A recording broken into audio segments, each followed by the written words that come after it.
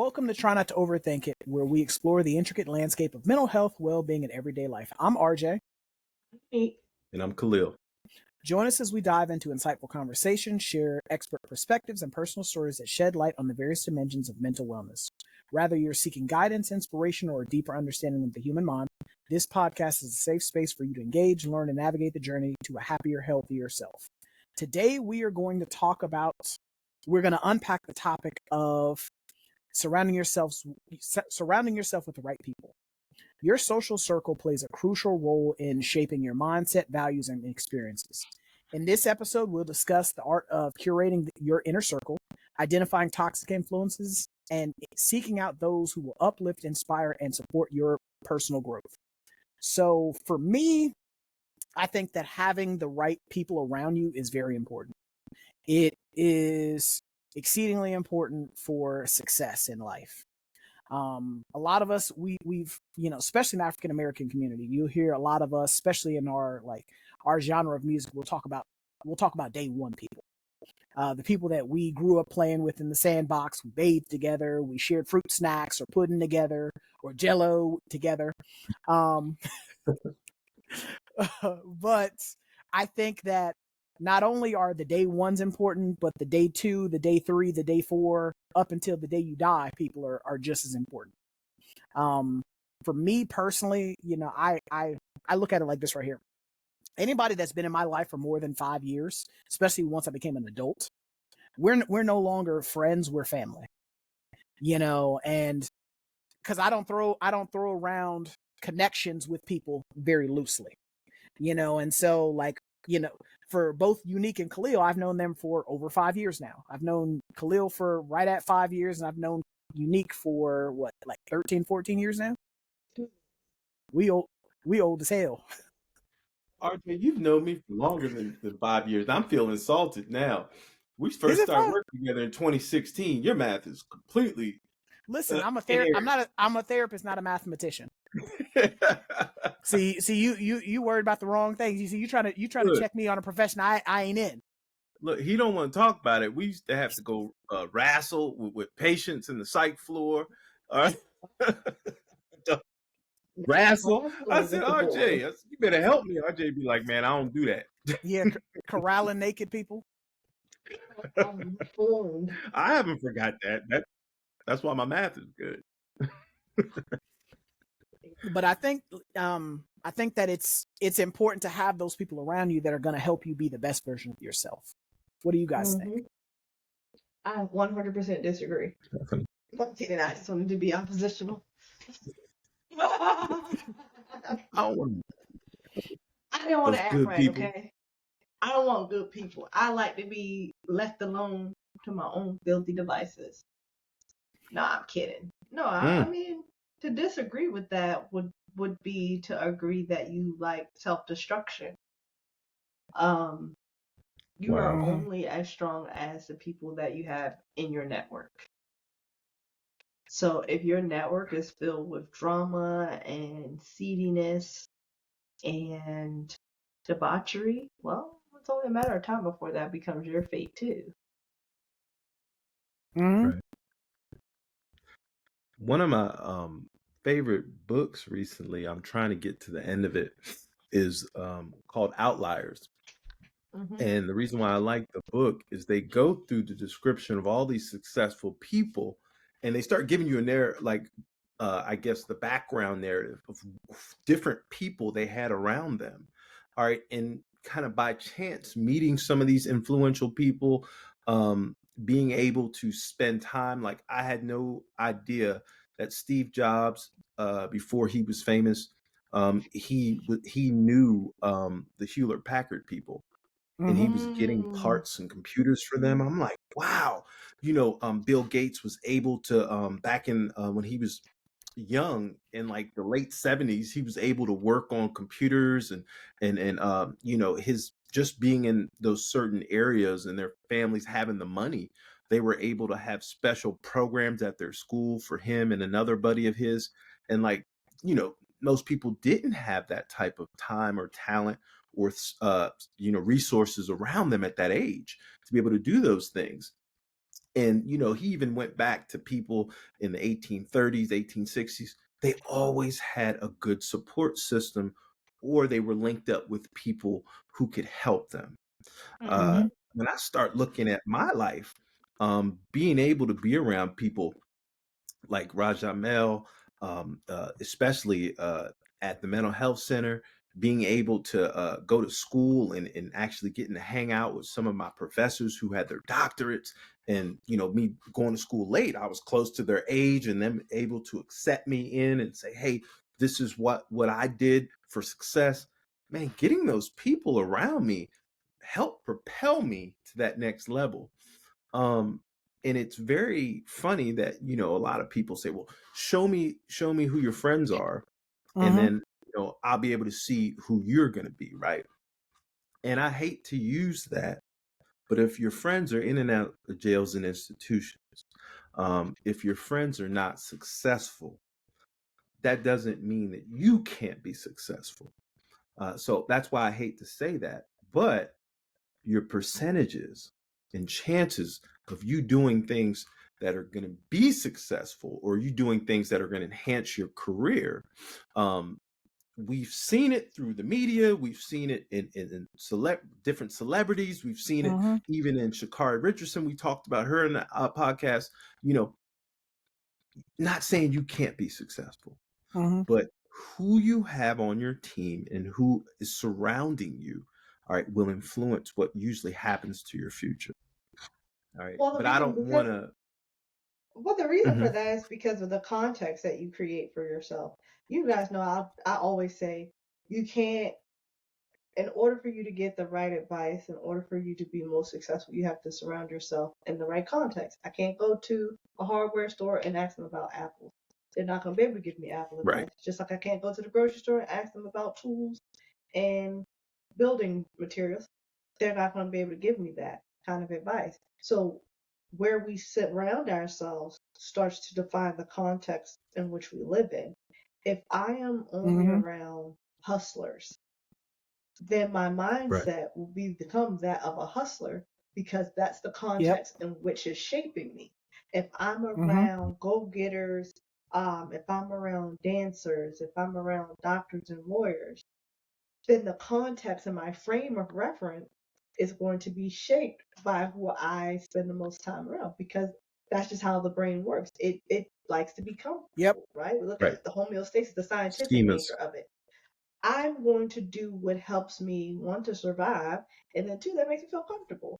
It feels uncomfortable to be in spaces and you're countercultural.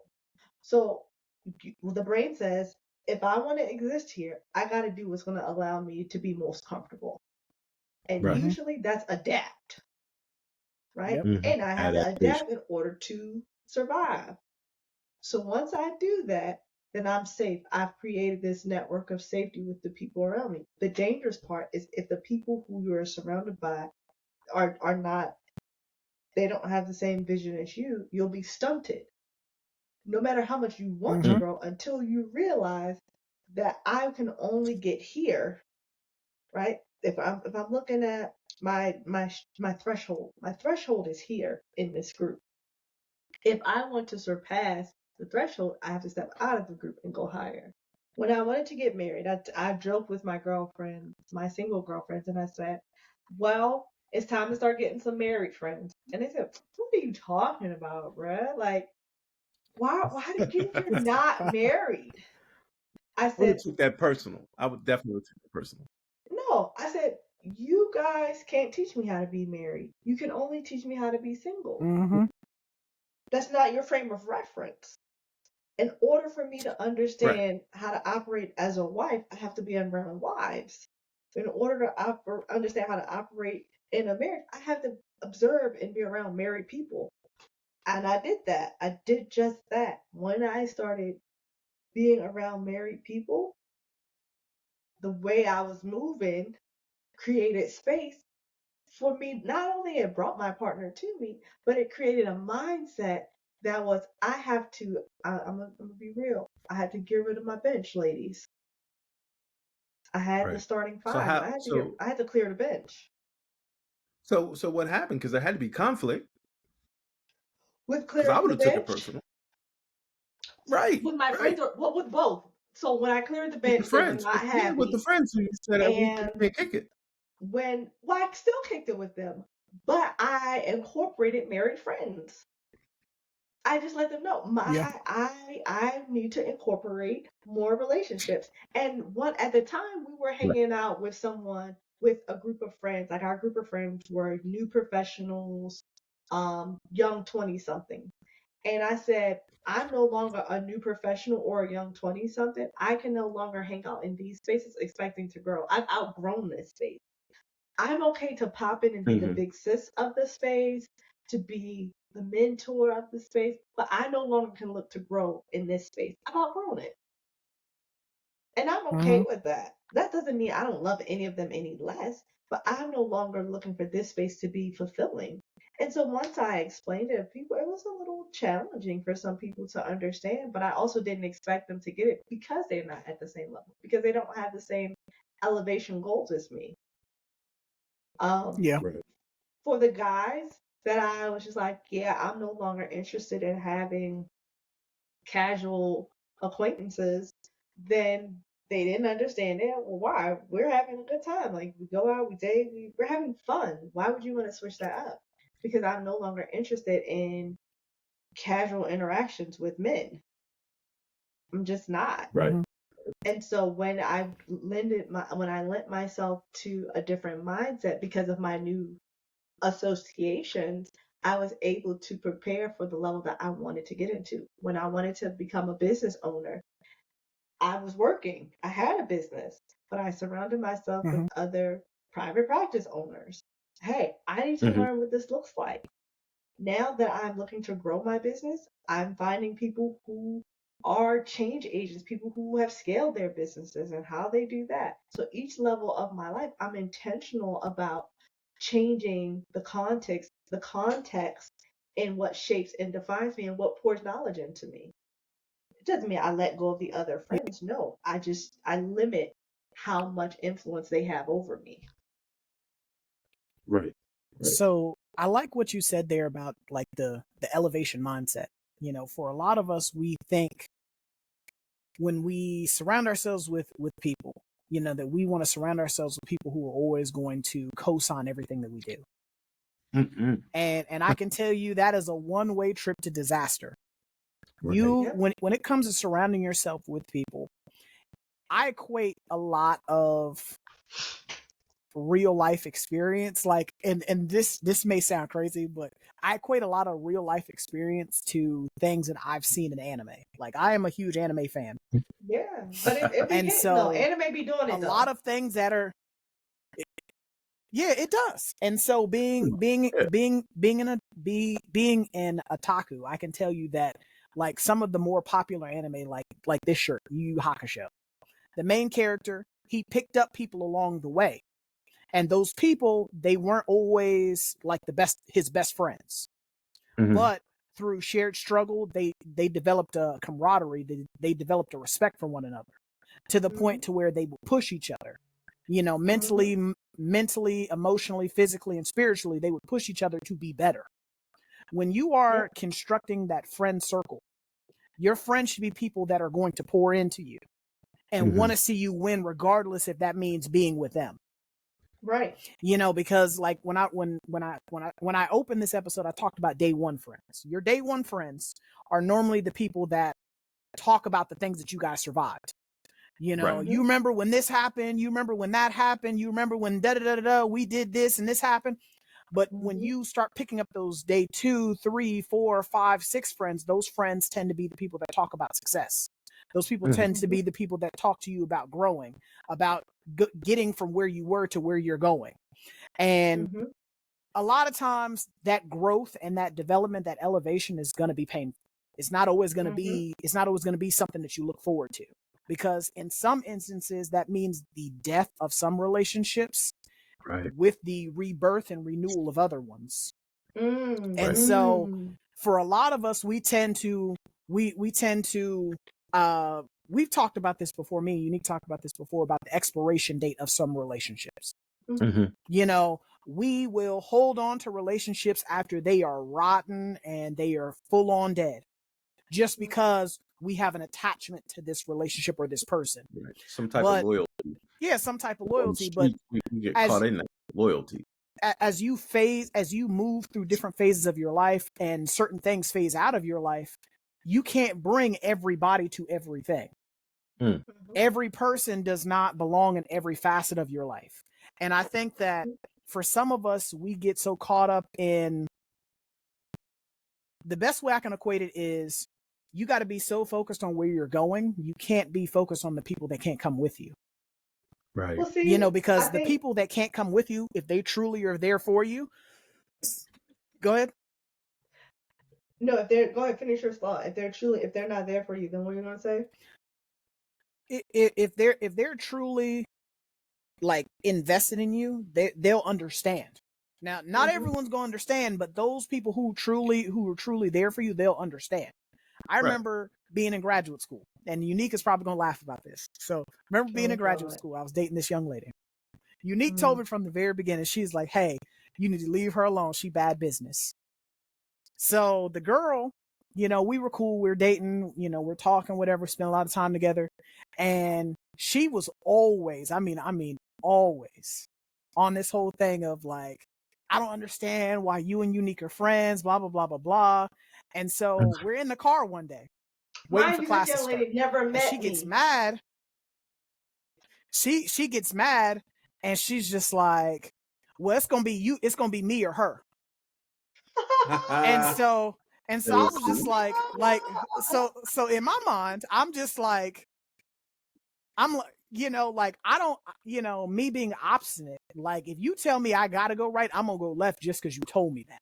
Just because. And so she tells me it's either, it's either me or her. You're gonna have to decide. So I politely told her, well, I've known her longer, so I guess it's gonna be her. Yeah, look at loyalty. She gets mad, gets out the car, storms off.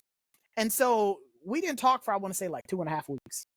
Wow. And so finally she comes back and, like trying to pretend like ain't nothing happened. And I'm like, so we really gonna just try to pretend like you didn't try to tell me that I can't be friends with my friend that I've known longer than you? And that actually was elevated. Like, so the part that Roger's not saying is, since we were in grad school, I think you were a semester ahead of me at school. And so, but when we did connect, we took every class together. So when it came to figuring out like how to elevate, how to navigate this, okay, taking this internship, taking that, we were each other's accountability. A lot of the times when we would meet up at Starbucks, it was to talk about school. Okay, what do we have coming up? Let's plan for the next semester. Like around this time of the semester, so it's like October, we would have already planned for the spring semester. We would have already talked about it, but most people just thought we were kikiing. They always together. No, we talked about doctoral school before we even left. He was trying to convince me to go to doctoral school with him. I was like, I don't even know if I'm trying to do that. But that was our friendship. So you're asking me to cut off something that you see as, okay, this girl is a threat to, what I'm trying to build here. Actually, if she was smart, but everybody's light bulb is not twisted and tight. Right. But she saw me just in a threatening manner. So she didn't even try to evaluate what is the nature of their friendship. Right. Like, why is he so vested in keeping this person around? Fast forward 15 years later, our conversations are no longer about classes. Our conversations are, hey, I'm taking this class so you can level up your license. You need to take it. Hey, do you have your EIN? Do you have your business structure? Look, next, I'm giving you 6 months to get this together. When are you transitioning into entrepreneurship? But that had he only relegated me to, this is just my homegirl who I go to class with, we would have never made it here. Right. Right. The way you all motivated each other, right? That plays a part in your growth and elevation in life. And so with her seeing you as competition, that jealousy blinded her to what could have been. She might have needed to be friends with somebody like you. You might have been able to push her to the next level, but all she could see was green. That jealousy and envy will do that to you every I time. tell everybody I passed my comps because of the man sitting with the hat on.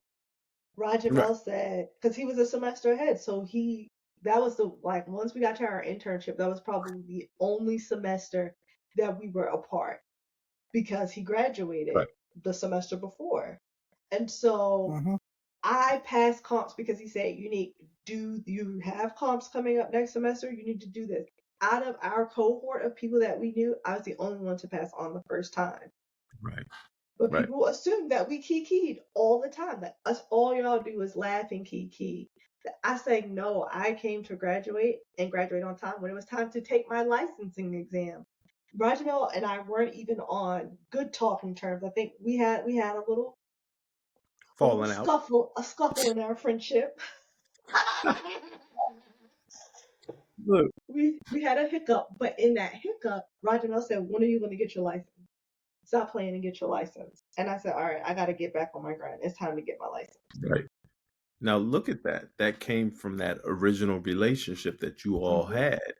And it's manifested in something great, and it's been keeping both of you all motivated to do more, to grow, and you all have nurtured the relationship. I say all that to get back to what RJ was saying before, right? You don't want a bunch of yes men in your on your team or on in your entourage, whatever you have going on, or in your business, your board meetings. The reason why is, if you've ever read the book that the Marcus Garvey actually like documentary or narrative, if you've read that book, what they said was really key to some of his downfall is the type of people he had around him. No one questioned him on some of his thought processes because he was an excellent motivator of people. He had very, very good communication skills, but the issue is a lot of his business ventures went under because he didn't have the right people around him. And I think we can learn something from that. If you don't have the right people around you, and you're telling everybody what to do, and they're just saying, yeah, boss, yeah, that's right. Even if it's your friend, yeah, just get it. You can do it. All that. And they don't say, hey, common sense says that doesn't sound like a good idea, Kalhil. And I just hear yeses. All right. That's failure. It's Well, going to bring you there. the reality is, if you're in a room full of yes men, you probably are the smartest person in that room, which is dangerous because you can't grow. Yeah. So if a person is only telling you yes, that's because they have nothing to confront you with. The offer, right? If I'm only giving, and that's not to say a yes is bad. No, but you can have a yes and a yes maybe, a yes, a delayed yes. I think it's a good idea, but it might need some shaping around it. Right. It could be developed a little bit more, but that comes with my own experience, knowledge, and growth. If you are the smartest person in your room, that's a dangerous position to be in because I have no room for elevation. Again, I've maxed out. Like I've hit my tolerance. So I have to come over and say, okay, let me get in a room where there are people who know more than me, because in that case, now I can leverage their knowledge based on my experience. Okay, this is what I've experienced. What is your knowledge? Yeah. I don't know anything about I'm gonna use video games. I don't know anything about video games. I know that they exist. I know that, it's different consoles and devices and all that stuff. I would never try to get in a gaming world and say, oh, I know something about that. But I do have friends that say, look, I'm going to this gaming conference and I want to sound intelligent. Give me a crash course. When I go in there, give me like 2 good games that I can talk crap about. Because I'm going to talk crap. I'm going to. Okay? I don't have to know nothing about. I'm going to be messy when I get in there. And the reason being is because it generates the conversation. Because now when I've confronted you, when I have enough information to challenge what you said, now I get to see how you think. Now I get to see, oh, okay, so you're saying, give me a game, Roger Mel. Roger Mel plays video games. Give me a game. Mortal Kombat.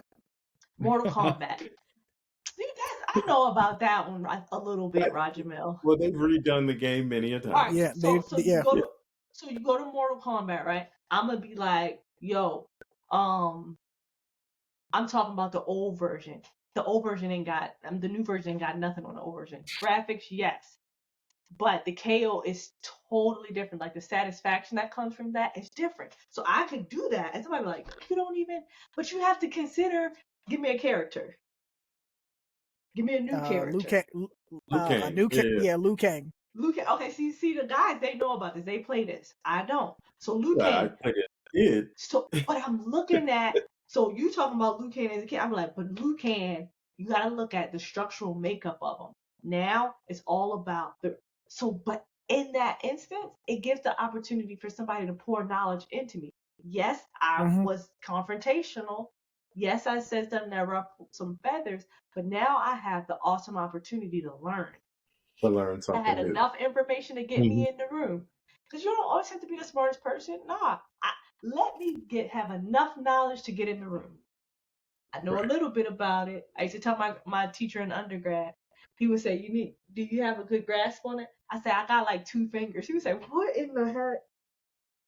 I said, I mean, to have a grasp, you gotta have like 5 fingers. He was like, you're so 5 fingers on there. I got 2 on it.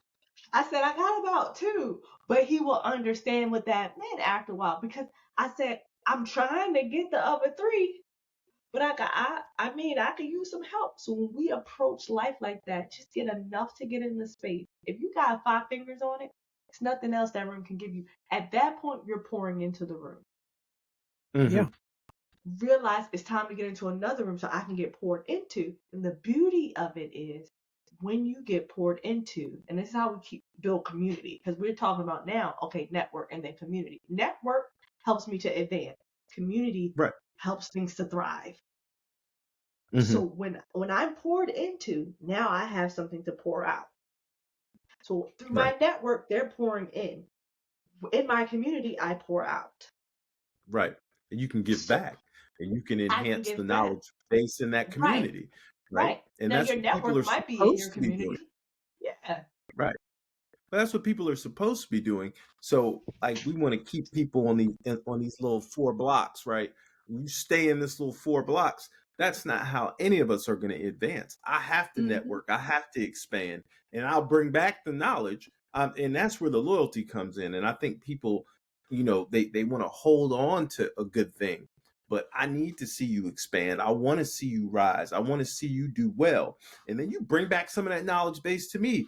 You know what I'm saying? In the community, if you got some good business sense, then you'll tell the person who's a barber, hey, this is how you're going to expand. All right. I can help you with that. I can have you network with someone who owns their own, barber shop, or they're a hairdresser, whatever it is, and expand. You know what I mean? By keeping someone in this one little space, and I'm not creating any type of room for growth for that person, I'm actually keeping you down. I want to see people expand. But I think that's what we have to do as a community, instead of keeping people.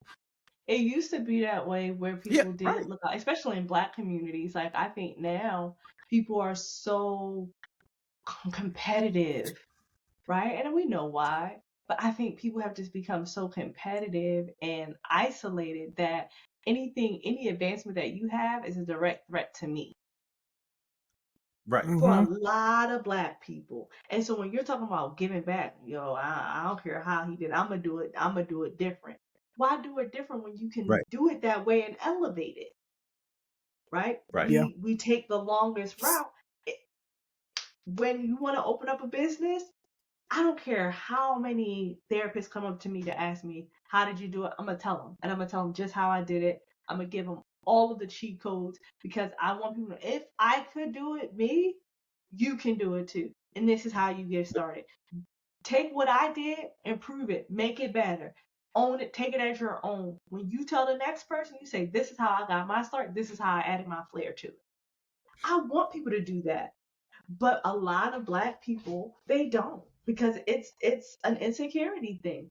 If I allow their shine to come over here, it's gonna dull mine. But that's not how shine works. Right. Because we're all individuals, right? So you're gonna have something different than me. I'm gonna have something different than you all. RJ's going to have something different than both of us. We're all different. I mean, knowledge is not meant to be hoarded or collected and just stored away, locked in the vault. Right. It's meant to be shared, and it's meant to be innovated and improved upon.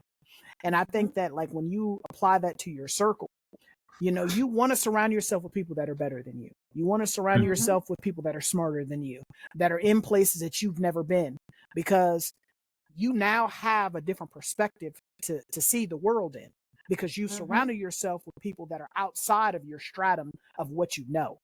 And for most of us, you know, to what you guys were saying earlier, most of us only know what we know. And the things that we know are safe. The things that we know are comfortable. Right. The things that we know are reliable. The things that we know, you know, like it's kind of like living in your own neighborhood. You'll have some people never leave their neighborhood. Why? Because I know I can go to the corner store over here. I know I can go over here and get my groceries over here. I know I can go pick up my cigarettes from over here. I can go pick up my drinks from over here. And the problem with that is you are limiting your worldview when you are staying in place. When you choose to not expand your worldview and incorporate different ideas and different opinions and different perspectives and different experiences, it hinders you. You know, it hinders your growth. Network, it hinders your development. When you broaden your network, you expand the community. You strengthen the community. Because Raj, right? Think about what you're saying. You have world experience. Like, you've been to other countries. You've lived in other countries. And so to be connected now when you're coming back, no, that's not how everybody lives. That's exactly not how everybody does it. Right. Yeah. Hey, I have a way that could be more beneficial to us. Yo, I learned this about, I was just talking to my homegirl today. We were talking about just life and being tired as a mom and how it has to be a better way to do it. I said, well, we got to start living the Lux girl life. She was like, girl, what are you talking about? I was like, nah, like, we look at other women of different backgrounds or just younger Black women, like a lot of the influencers and stuff. And I'm not suggesting to do it that way. I said, but that mindset says, I want to do something outside of myself, outside of what's comfortable for me, for the advancement of me and those around me. I said, so I was talking to her about, look, you got to think about ways to diversify your income. You're looking at what your assets are here. Yeah. You're talking about getting another job. No, let's look at how the money that you already made, let's see how we can make that money start to work for you.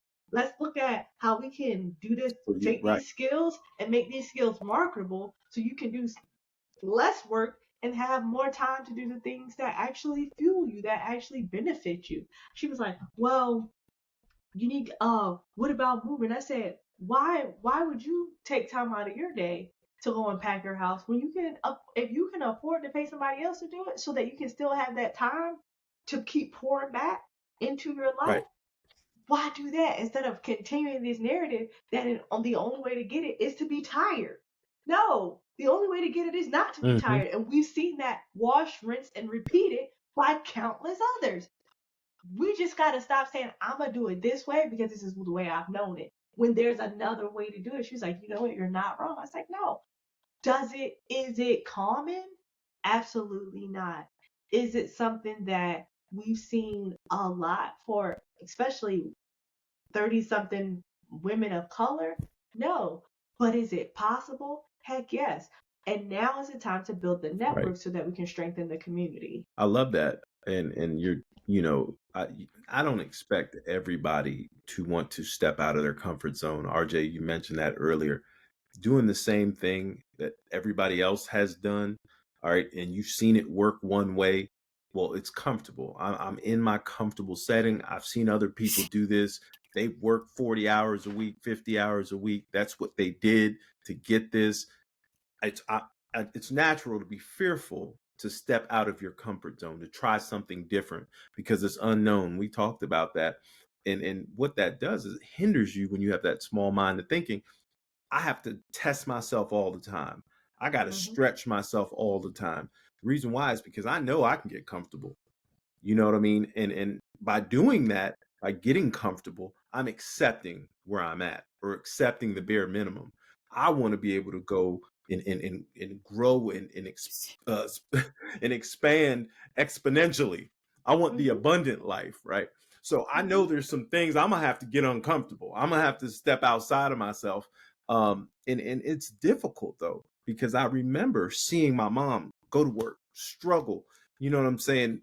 Work 5 days a week, tired as hell on the weekends, you know what I'm saying? Getting up, do it again. But she was investing her money. She bought property, sold property. She did everything she could, right? And I know now, because I have a knowledge base that's expanded, my sister does, and we're able to see where we can work smarter and not harder. And I've been picking up on some things now. You know what I'm saying? I don't have to be a slave for somebody else for the rest of my life. There's other ways to make income, but I'm scared for my community sometimes, because I believe that we've almost become brainwashed that we can only do it one way. There's so many different ways to do this, without breaking your back, without being mentally exhausted, physically exhausted.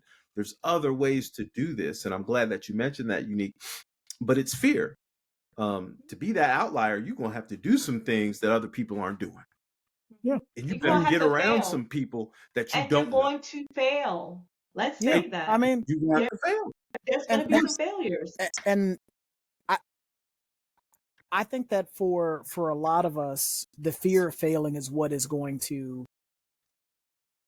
keeps us in place. And that's where, when you have those right people around you, they'll be there with you to support you through the failure, and keep you motivated through the failure, you know, and keep you grounded and keep you focused on what the end state goal is. You know, for me, I as a person, I'm looking to be the best version of myself every single day. Every day I wake up, it's a new day to be a better version than I was yesterday, and the day before that, and the day before that. But what that looks like is surrounding myself with people who are going to be honest with me. You know, because it's one thing to surround yourself with people who are going to lie to you and tell you that it's going to be okay when it's not. That doesn't help me. That don't help me at all. That doesn't help me at all. That make me upset. You know, but I need people that are going to provide me not hating advice, but constructive criticism. Now, people tend to think that they're synonymous, and they're not. They are not the same. Speak on it. Constructive criticism is where somebody will tell you that your idea is bad, but then also point out what you can do to make it better. Whereas someone who is just hating, they'll tell you that your idea is stupid and provide you no insight into what you can do to be better. Right. For me, I actively seek out mentorship. I actively seek out people that have the answer. I actively seek out people who've been places that I'm trying to get to. I actively seek out the knowledge. And the reason why is because I don't want to limit myself, as Unique said, put a ceiling over myself. And then 10 years down the line, think about what I could have done, what I should have done, what I could have been. Yep. When it's finally time for me to get called to the upper room and I go take that dirt nap, I want to know that I have achieved everything that I possibly could have. Right. But what that looks like, you know, and I go back to this every time, is with the people that you surround yourself with. Because the people you surround yourself will check you when you're wrong. They'll tell you dead ass, hey, you were wrong for that. Like, they ain't gonna do it in front of people, but we get back in the car. Hey, that wasn't it. That wasn't the move to make. That wasn't it. That wasn't the move. That wasn't the move. It's not you the know move. that what were you doing? Move. Yeah, you know, they'll keep the peace in public, but then after, you know, when we in private, we're gonna have a conversation. You know, that's the types of friends that you need. Those are the type of people that you need. People that are gonna tell you, hey, you messing up. What are you doing? You're throwing everything away. This is the goal. I think that for some of us, we go ahead, Raj. No, go ahead. You said some of us. Go ahead. I had a friend, because you were talking I think about that for some of us we get. I think that for some of us we get caught up on everything being pleasant and everything feeling good. Right. You know, growth at any point in our life is going to be painful. When you grow teeth in your mouth, it hurts. It hurts. Right. Your feet grow. You know, as you get older, and your feet grow. When I got taller. And that's what I'm saying. So, you know, but when you have those people that are going to support you, you know, and keep you motivated, they'll be able to shoulder some of that weight. They'll be able to shoulder some of that weight. You'll be able to lean on them. If you don't have the answers, you'll be able to tap in with them. And hey, I don't know what this is. Have you ever heard of that before? Like there have been times where you've called me. Hey, I don't know. I know it's something. We got a program for that. Have you ever heard of that? And then I'll be able to walk you through it on the phone. Why? Because again, we've established that network. Right. Yep. We've established that network, and I mean, yeah, and that's for me, again, being humble and being willing to seek the knowledge, being willing to develop the relationships.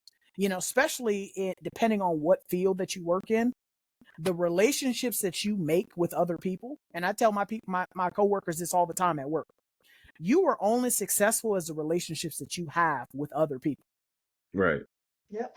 Because you may not need that person today, but there may come a time where they're the only person that has that information, or they can point you in the direction of the person that does. Right. Case in point, working in the medical field, right? I don't really know much about, I'm a clinician. I don't know much about medical situations when it comes to my patients, right? There's certain things they go through medically that can affect them mentally. What I learned is I need to be able to communicate with the doctor, nurse practitioner, nurse. Mm-hmm. I need to be able to say some things on behalf of some of my patients, right? Coming up in this thing, I was like, I don't know medical. I ain't talking to them people like that. I had a limited mindset, a small mindset. The longer I worked around people like Raja Mel, like, you better go talk to the doctor. Whatever they prescribe them ain't working out. But I was fearful. You get what I'm saying? Because I'm trying to stay in my lane. There were certain things I had to do working in the medical field that made me uncomfortable. I need to go speak to this doctor. Maybe what he's prescribing is not working well for my patient. Maybe what he's prescribing isn't good for African Americans. People don't know that certain medications aren't, especially blood pressure medicine, other things like that, are different with African American as opposed to Caucasians. People don't know that. I didn't know these things. I had to start getting around the right people. And when you're around the right people, they're going to help you ask the right questions. Start talking to the nurses, the nurse practitioners, the doctors. They were like, oh, so your patient's been doing what? And so they've been falling asleep and they can't get out of bed. Well, Kalhil, the doctor, you need to tell him that this and that. They need to go check his stats. They need to check his blood pressure, do certain things. I would have never known if I didn't step out of my lane and started to ask some questions and learn from other people who had the experience. And so now a lot of my patients, I'm like, oh, you're on what medication? Oh, that's probably what's got you sleepy. And I don't work in the medical field, but I'm around it so much so, and I've gotten enough knowledge where I can help people now. Well, you and I broaden can your give that network so knowledge you to my can strengthen community. the community. Again, Yes. broaden your network, Yes. strengthen your community. I had a friend who she was a nursing major in undergrad. Now, I grew up in a very black home. So in black homes, your parents say everything you do. Y'all know. Sometimes you have brown black homes and black homes. And I grew up in a black home. Okay? My parents used to tell us everything you do is a representation on this family. So I went to school with that mindset, right? And I used to have a homegirl. Her name was Janelle. Janelle is from Florida. She would tell us anytime it was like finals time, all right, go kill these finals. Do not embarrass me. Our friendship rests on this. And we would laugh and kiki about it. But I said what Janelle was saying was so impactful because she said, the strength of our friendship, I'm associating myself with you. Don't be out there making dumb decisions because that's a reflection on the decisions that I make by associating with you. And so we would go and talk, like we would come back and powwow. How do you think you did? How was it good? Did you do the right thing? And as I matriculated through my undergrad experience, I appreciated having that layer of accountability. I even had a guy tell me, I went to a very small Christian school and you were not supposed to throw parties. Well, this one guy, my freshman year, I was informed I was not to go to the parties. And I was like, well, why not? What's at these parties? And it was an older guy. He said, nah, that's not the vibe for you. And I didn't think much of it freshman year, but as I'm an adult, and if I ever had the chance, I would thank him and say, thank you for recognizing the environment and seeing something counter in me that didn't allow me to go there, that had enough accountability to say, this is not your vibe. And I was like, literally everybody's going. All of the freshmen are going to be, this is about to be the party of the year. Why am I not allowed to come? He was just like, nah, that's not for you, and you better not show up. He was the host of the party. He's like, I don't care who else is coming, you're not coming. I don't know how this man had an opinion about me, because I had just met him. I was a freshman. I had just met him. We used to call him Uncle, but Uncle had just met me, so I don't know what in his mindset had that, but it was people like those two who really shaped my undergrad experience and had this layer of accountability baked in that says, you don't get to fail because we're attached to each other, and that's not you. I can't tell you how to do it. Right? I don't know all of the answers of how to get you to the next step, but that step is not for you. I don't care who else is doing it. Don't you go that way. Don't you go down like that. And that has been a tone throughout my life. I've always appreciated the people who are a little bit harsh with their advice, who don't always say it the nicest way, who like, yo, that was dumb. First of all, come correct, but I receive it. Don't talk to me that way. Roger Bell is definitely that way. Yeah. Be like, that was dumb and you need to stop crying. No, Roger Bell's rude at times. But yes. we're gonna call it what it is. But I appreciate you gotta be grateful sometimes. I'd rather somebody be direct than indirect, and they give me all this type of BS signals and signs. Tell me what it is. Yeah. Tell me what it is. Yeah, so when you're talking about a circle, and because I mean we could talk about these things in a vacuum, but actually having people, and I'm not talking about abusive relationships. Neither one of those relationships, even the relationship with Roger Miller, was not abusive. It was one of strong correction, but it helped to guide me into being steadfast about who I was as a person and where I wanted to be.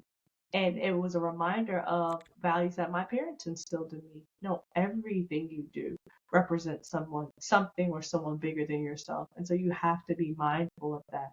And you have to look at those influences. Yeah, I think that the influence part is the main thing about the circle. The influence of where you're, because the influence thing is going to be one of those things, and I've had this conversation with people all the time. The time and energy that you are not putting into yourself, somebody else is going to put into you. And either the world's going to put into you, or the people that you surround yourself are going to put into you. And for a lot of us, we have to be focused on self-development. We have to be focused on growing and maturing and evolving, because basic principle of Darwinism, those who fail to adapt and evolve with their environment and the times become extinct. And so unless you're trying to become extinct or become unemployed, there's going to be some growth and some development that you have to go through. And for a lot of us, we get stuck at we're in our own way. This is how I've always been. This is who I'm always gonna be. And I mean, the thing about that is, at some point in time, you have to decide, am I ready to grow? And am I ready to have things I've never had? Because in order to have things you've never had before, you got to be willing to do things you've never done. And for some of us, what we will do is we will just rinse and repeat, and then wonder why we're still in the same spot. And so for me, one of the things I always ask my clients, how did we get here? Yeah. So, I ask my clients all the time, how did we get here? And the reason I ask, how did we get here? Because I need you to hear, I need you to hear out loud how you got here. If this has been something that you've always done, I'm gonna ask, my next question is going to be, what did we learn from that?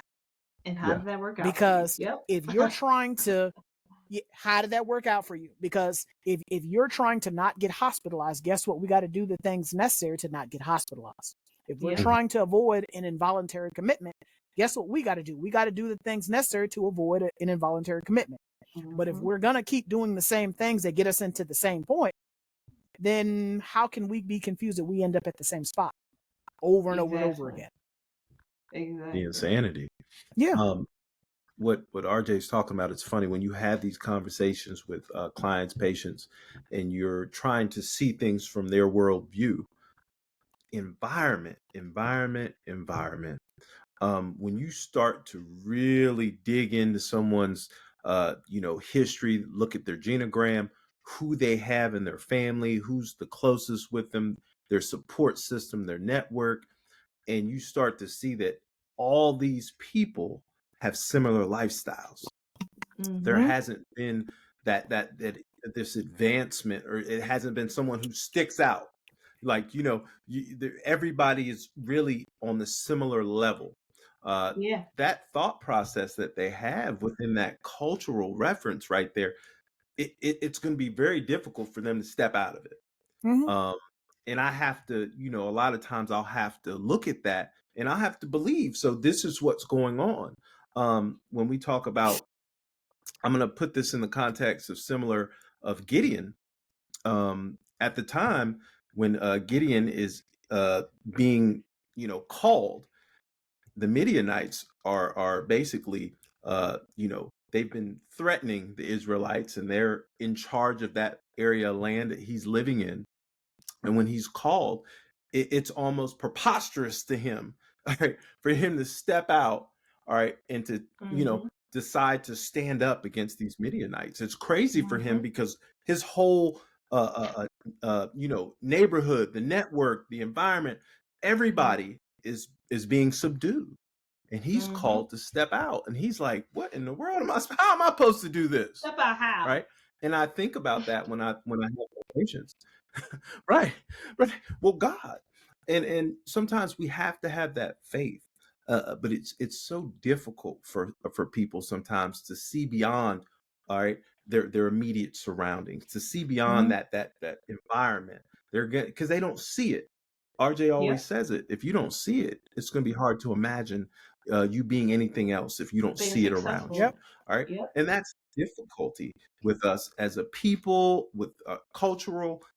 You're going to have to be the outlier. You're going to have to step out. You're going to have to step out on faith in order to conquer. If you want to live the abundant life, you're going to have to do some things differently. I'm prime proof of that. I wanted to do something different. None of my friends are the friends that my day ones. Nobody's a therapist. Nobody's a social worker. Nobody's in this field. All right. A lot of them were doing what I used to do, either driving, CDL driving, construction, different things. I have one friend that he's a computer, network or whatever. He stepped out a little bit, but most of my friends don't do what I do. Right.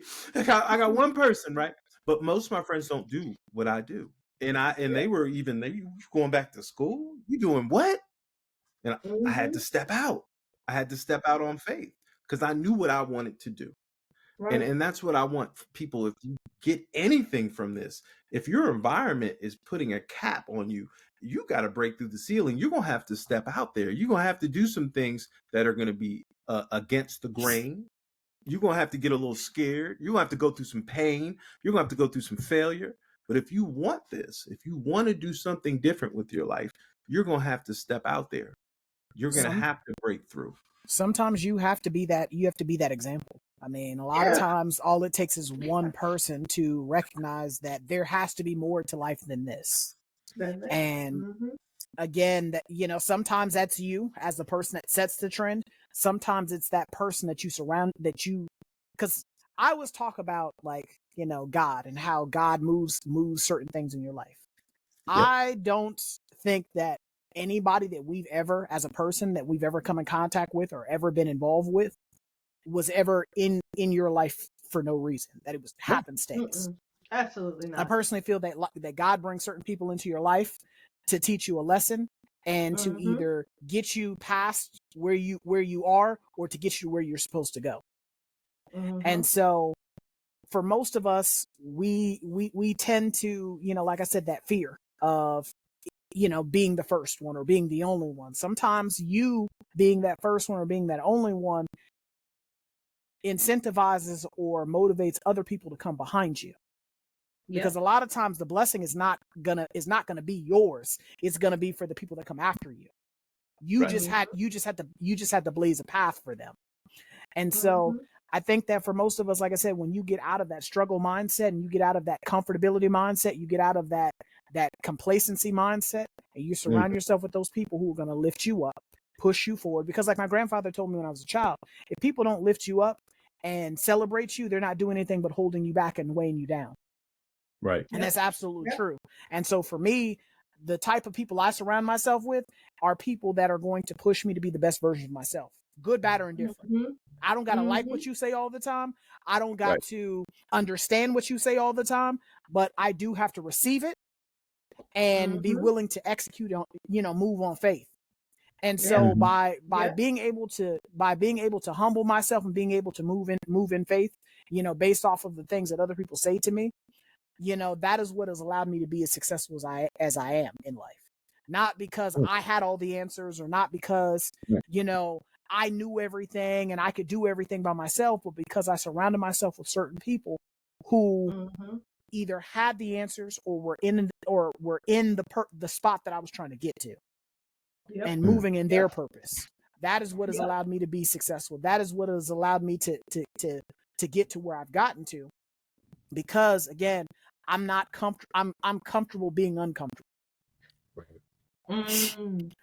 So we're going to end the conversation here. That gets you to a place where you're ultimately able to be comfortable. When you're not afraid of being uncomfortable, that ultimately will get you to a place where you can have a level of comfort, right?